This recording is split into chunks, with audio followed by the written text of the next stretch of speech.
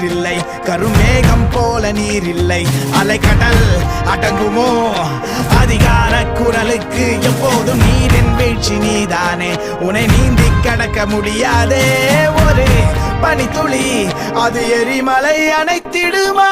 வெட்டுக்குழியின் கூப்பாடு இனி நாட்டுக்குள்ள கேட்காது, இன முகவரி அது இனி விழித்திறந்திடுமே.